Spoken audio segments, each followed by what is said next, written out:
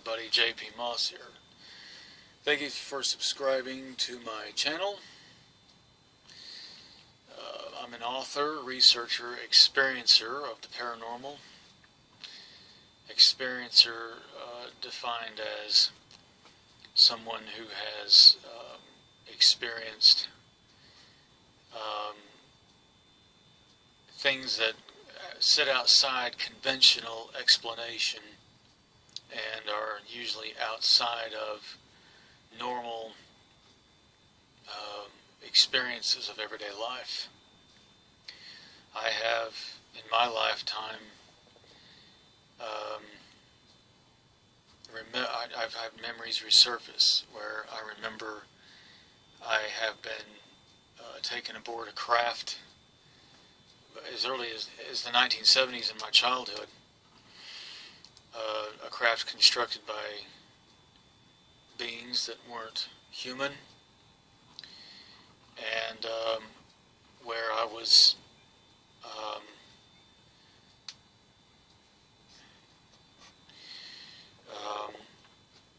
how do I know they weren't built by human beings?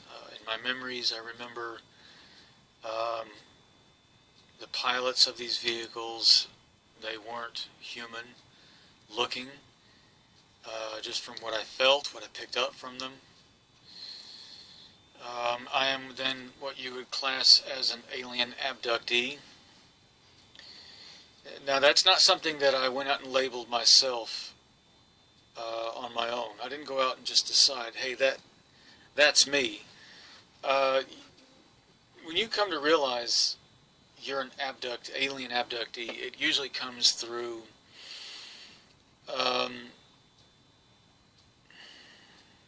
you get these resurfaced memories, you get experiences where maybe the next day you wake up and you know there's marks on your body that weren't there before. You remember there's some evidence left behind. You remember interacting with some beings that don't look human. Perhaps it's just fragmented pieces. Now, a lot of times you hear these stories where we run to psychiatrists who do a hypnotic regression, hypnosis, and then all these extra memories come out.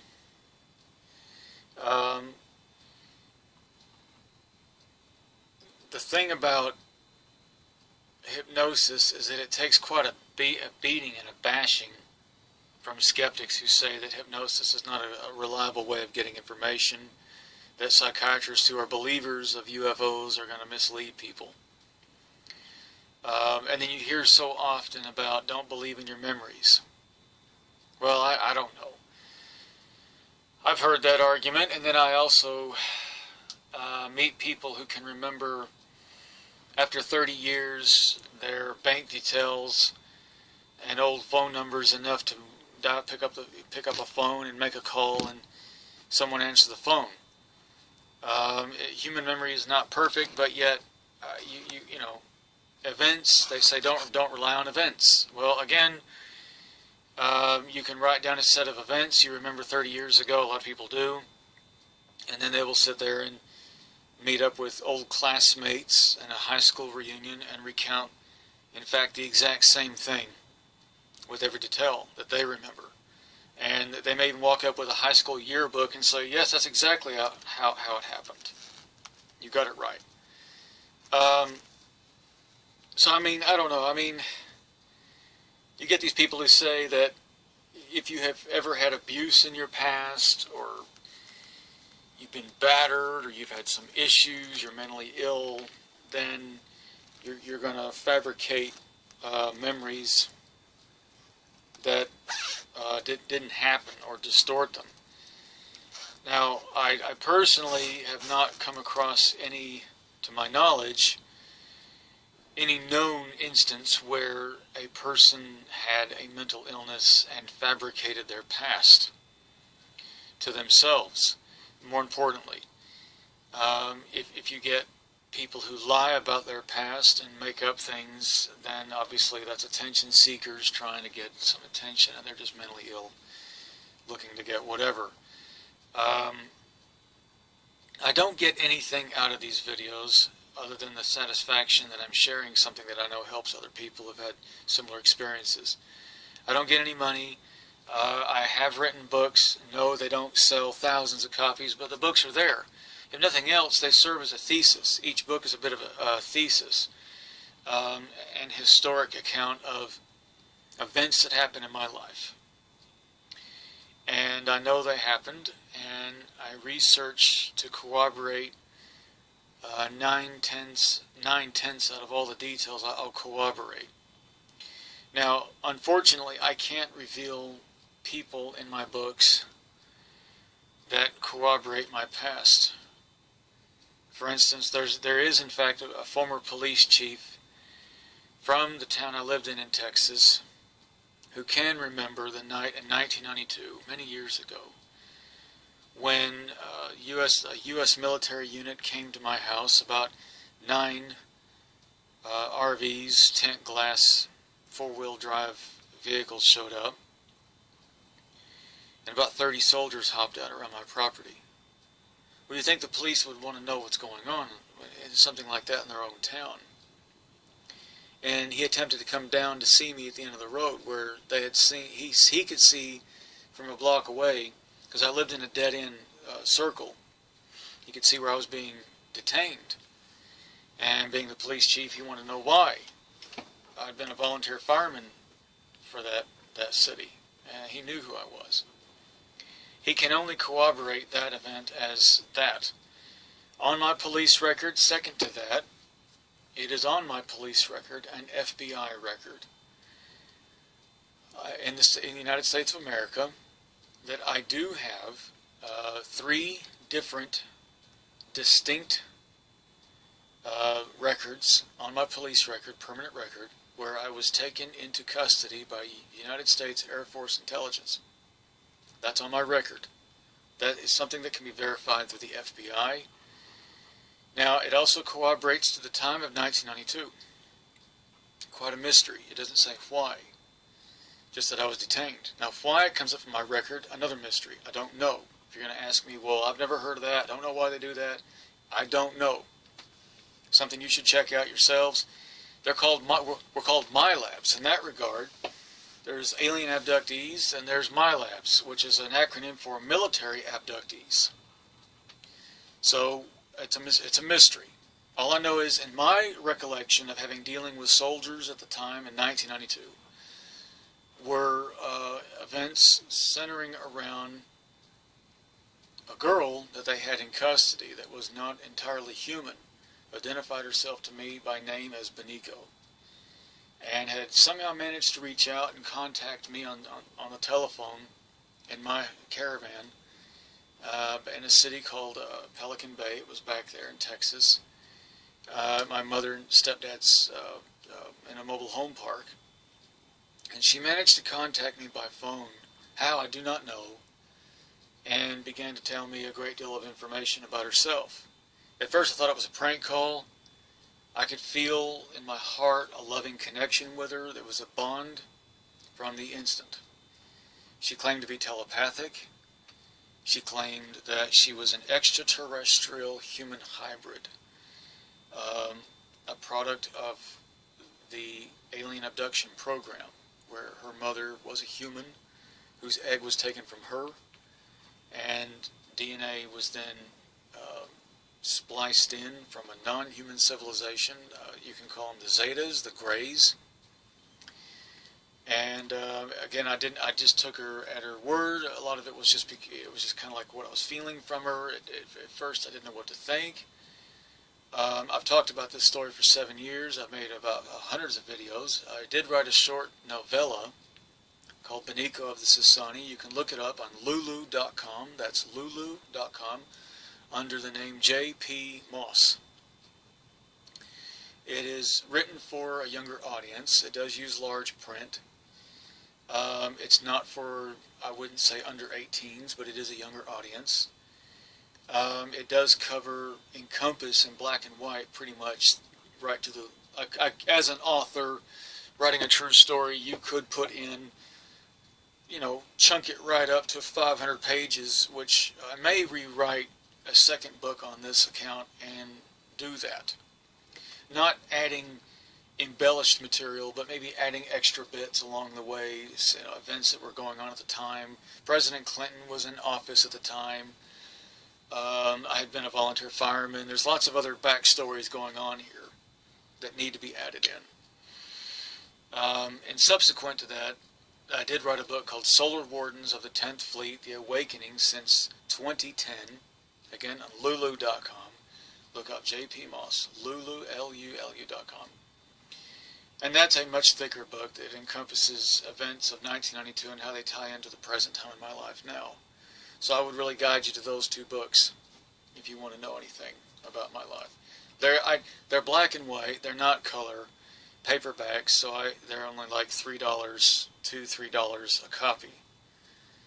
You can get that money out of your couch. I mean, it's not like $40 a copy.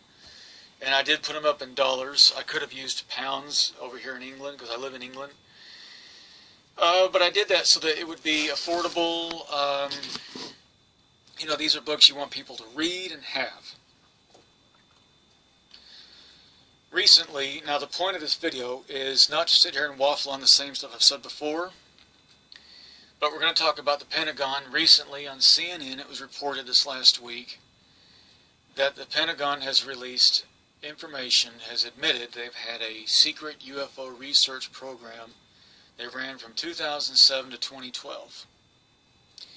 And Senator Reid said he's very proud of the UFO program and went public and stated very emphatically, very clearly, aliens are here and UFOs are not man-made and have been worth our studying. He came right out and said that.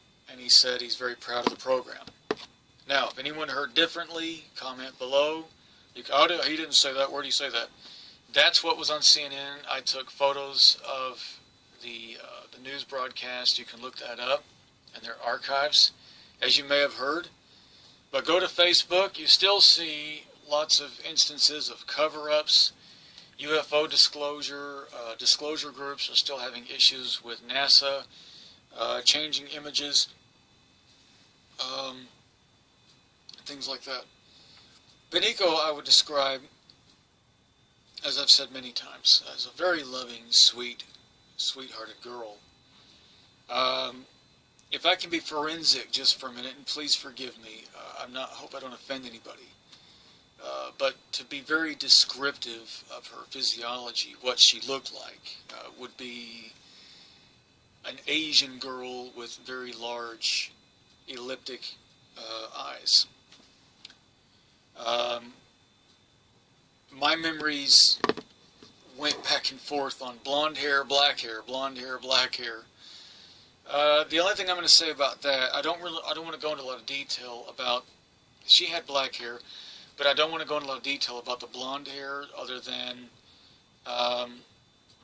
she was able to change that hair color. And bear in mind, this was not a human girl brought to me. There have been instances where people have been sent in and very much tried to convince me that they were in that experience with me, that they were in fact Beniko. In other words, you do get cases of alien abductees who were brought together by the aliens and for whatever reason brought together. And then they meet later in life. It's quite extraordinary. Dr. David Jacobs covers that. But not touting Jacobs too much, because he tends to be a bit broody and a bit dark about the alien agenda, as he puts it. The Allies of Humanity is an organization of people that touts that you have to be intuitive and psychic at a certain high level to really understand what's going on with the alien agenda. And they say they get their messages from seraphims, from angels, from Jesus, from God. And they go around touting that the aliens are here to use our resources and use our infrastructure. It's a very frightening, fearful message from these people who claim to be emissaries of light and God, and yet they have such a front of fear. It's almost like there's an ocean sitting there. It's perfectly safe to swim in, And there are these people standing on the beach saying, stay out of the water, there's sharks, it'll kill you, and yet it's a beautiful day. Everyone else is, look, you don't get your feet wet, you're not going to know nothing. Get out there, get wet, enjoy it. You know, that's life. Nobody's perfect. I can't say every civilization that visits the earth is just our best friends. So I can't say that in this video, but I can say that the interaction with her, and she described her civilization as, she called them the Sasani. Now, that's what I got told. It's not documented in the early 90s that's what happened. It's a shame because obviously I can say Sasani, and you can say, well, Daralenka, who channels, a medium channeler, who psychically channels a being called Bashar, who claims to be an extraterrestrial human hybrid male, he's been channeling for 27 years or more, has said that word too. So how do you know you're not just picking up from him? Well, you don't. You just don't. You don't have to believe me. It's enough for me to get the validation to know that that is true, that is connected. And it's a much more encompassed and deeper story than this. This is just the tip of the iceberg, folks. Just the tip end. And this video is just to say we've been validated. The UFO experiencers, we've been validated. We've been saying this for years. This is real. This is ongoing. There's a huge backstory going on here. It's not just that the aliens are here, UFOs are real. From the senator and the Pentagon and the brass up there, which I would like to say in this video, thank you to the Pentagon for going public. They're not our enemies. I don't ever tout, break the law, go against the government. None of my videos ever say that. I always say work within the confines of the law. Don't do anything stupid. They're not our enemies, not to get us. America, like any nation, it's divided amongst its government, amongst many different factions, and parts of it have different ideas of where to go with this. I mean, there may be other motives why they came public now, without naming names. There was a gentleman this last week, it was reported by his wife, without naming names, who was beginning his time in prison. My personal feeling is it's a crime he didn't commit, that he was framed up, and he was a major UFO experiencer.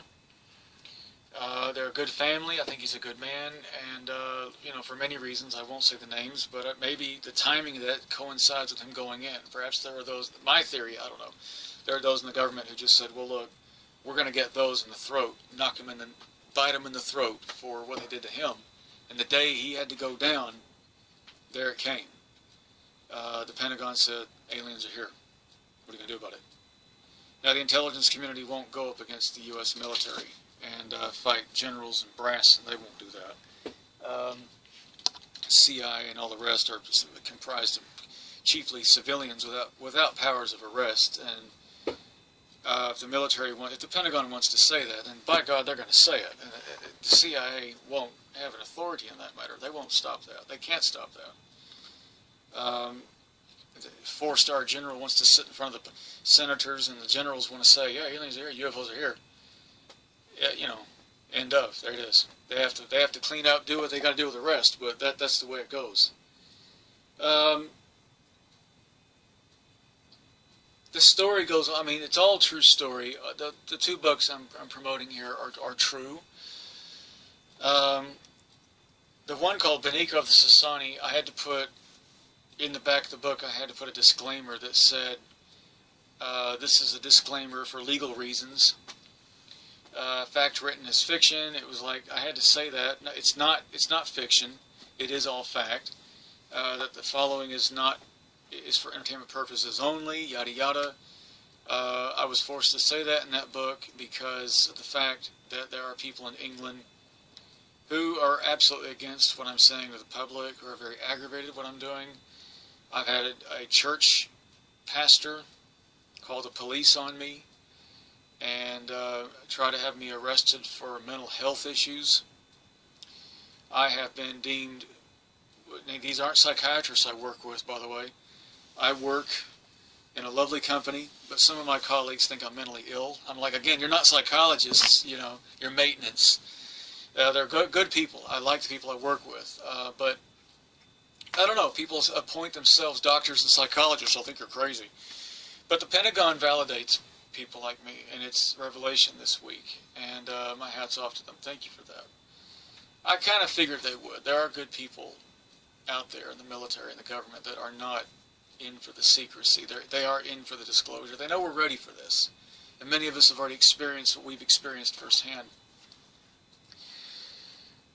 The Solar Wardens of the 10th Fleet contrived its name from, it's kind of like, why is she called Beniko? They don't really have a name for anything. It's just that we have to put a name on it in our civilization so we can label it and know what it is.